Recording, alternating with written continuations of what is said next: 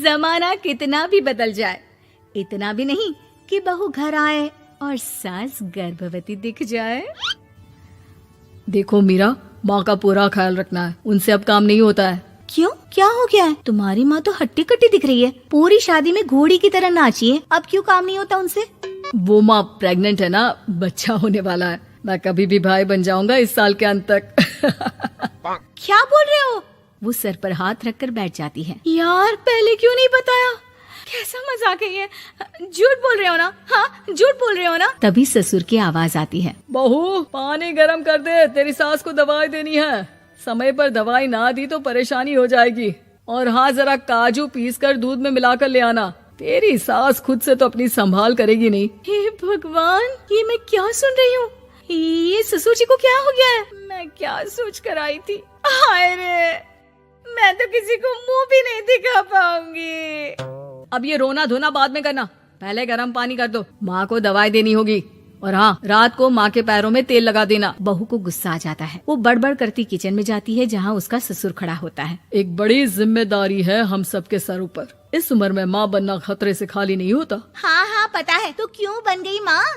अरे खतरे से कम नहीं है तो क्या जरूरत थी लल्ला पैदा करने की? कैसी बात कर रही हो बहू? क्या तुम खुश नहीं कि घर में एक नया मेहमान आएगा, छोटे छोटे पैरों से पूरे घर में घूमेगा? पिताजी, ये हाथ जोड़े आपके, आप यहाँ से जाओ। ये शायरी बाद में बताना, अभी मैं पानी गरम करके थर्मस में दे देती हूँ।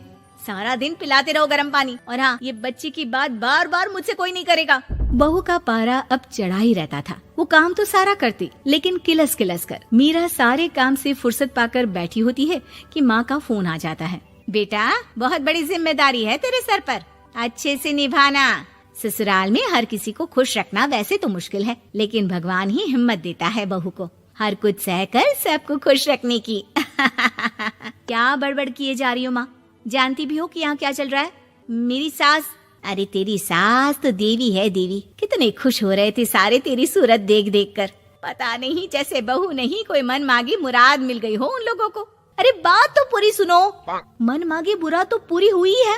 अरे मेरी सास को बच्चा होने वाला है, प्रेग्नेंट है वो। क्या बकवास कर रही है मीरा? ये बात किसी को कहना मत। मुझे तो बता दिया, लेकिन अब अपनी जबान सिल ले। कहाँ है तेरी सास? बात तो करा मेरी। पूछू जरा, पोता पोती खिलाने की उम्र में खुद का बच्चा खिलाने का शौक कहाँ से आ गया?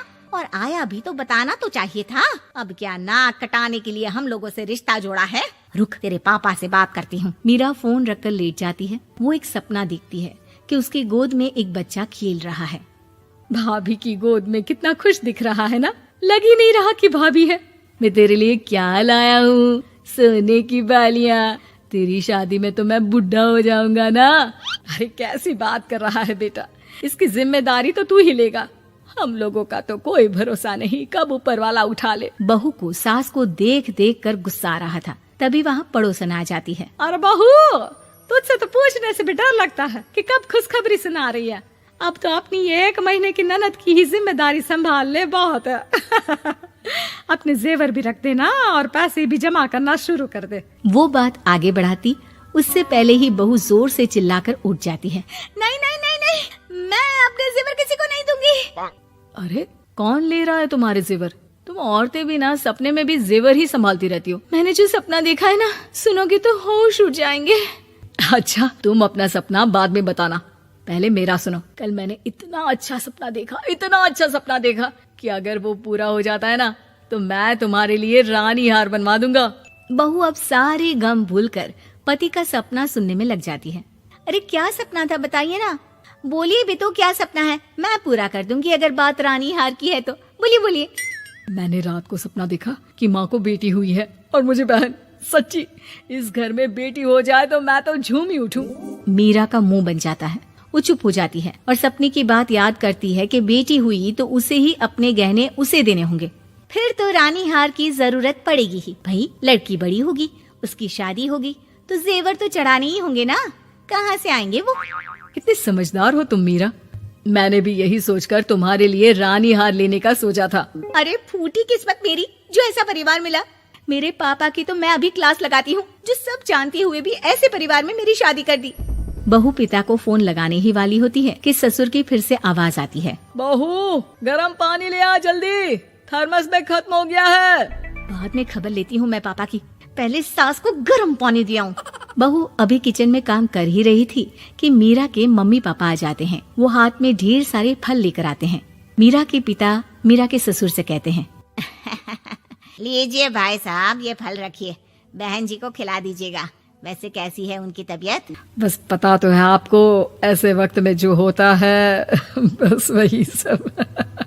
मुझे तो सुनकर बहुत गुस्सा आया था, लेकिन चलिए, भाग्य में जो है लिखा उसे कौन टाल सकता है। डॉक्टर को दिखाए? हाँ हाँ, बस डॉक्टर आने ही वाला है। अच्छा हुआ आप लोग भी आ गए। उतने में एक सुंदर सी लेडी डॉक्टर आती है। पेशेंट कौन है आप? अरे नहीं जी, मैं तो बहू हूँ इस घर की। मैं तो अभी सोच भी नहीं सकती पोता या पोती के बारे में। अभी तो मेरी सास ही। अरे चुप हो जाना, देख तो ले, डॉक्टर है ये, किसी के भी सामने गुस्सा फोड़ देती है। डॉक्टर कमरे में जाती है और थोड़ी देर बाद बाहर आ जाती है। पीछे से सास भी निकल आती है। हे भगवान, इतना दुख तो किसी को भी ना दे जितना मुझे दिया है। देखिए बहन जी, आप लोगों को तो ये सोचना भी नहीं चाहिए था। वही तो मैं भी कह रही थी कि आप लोगों के लिए तो सोचना भी गुनाह है, लेकिन अब पछताए होत क्या जब चिड़िया चुग गई खेत। डॉक्टर वहाँ से चली जाती है। मैं माँ नहीं बन सकती, मैं प्रेग्नेंट भी नहीं हूँ। ये कैसे?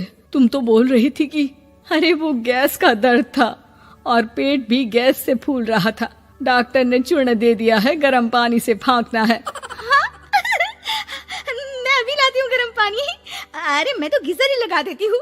हाय रे, खुशी के मारे पागल ना हो जाओ।